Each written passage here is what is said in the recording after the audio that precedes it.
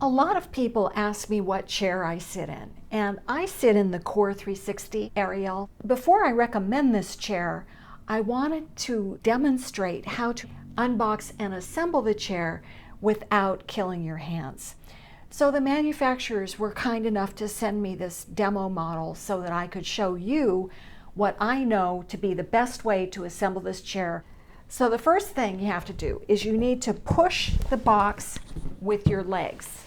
Your legs are a whole lot stronger than your hands, so you just push it to the area where you have enough space to work. So I think this is pretty good. I have room to move around. So the next thing I need to do is get my tool, the utility knife, so that I can open the box.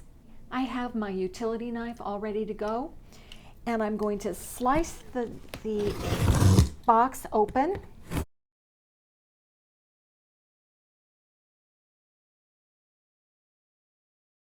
So it's open.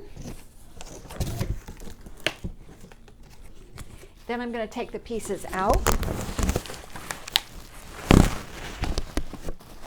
Here's the seat. It is pretty heavy, so if you really can't lift things, you'll probably have to have someone help you lift this part out of the box.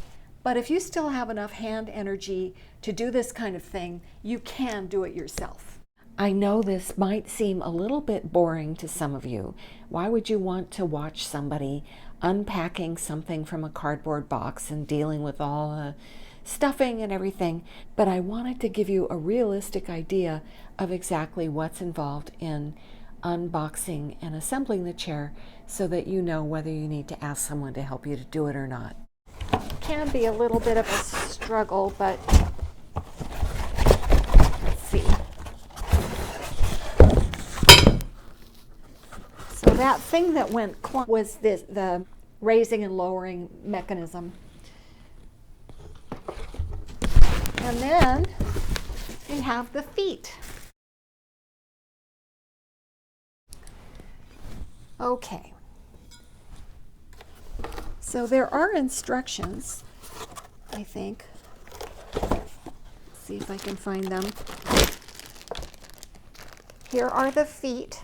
They go on the bottom of the chair. Oh, this is nice. Nice fabric. Oh, the instructions are in the seat.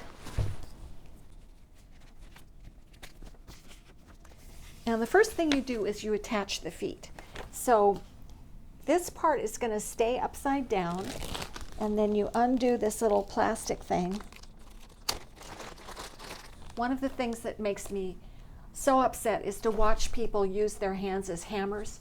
Do not do that. Your hand is not a hammer.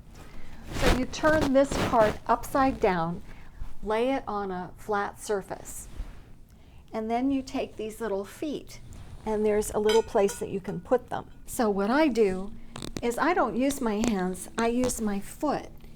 And if you place this just right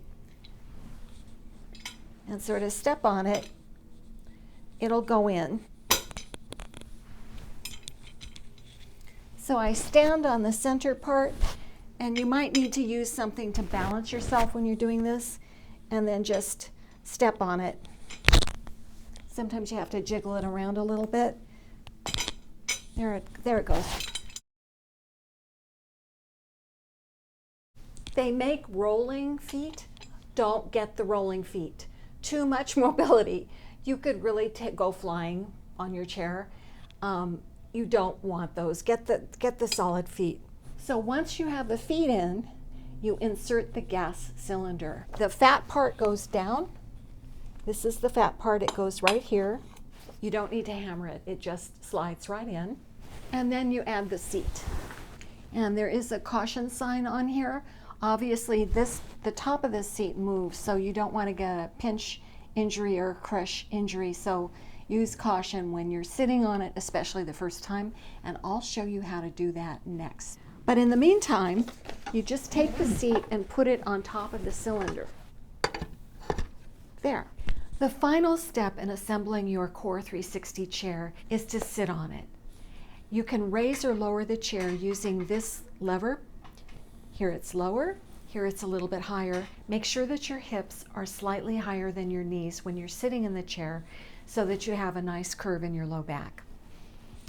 So that's how to unbox and assemble the chair.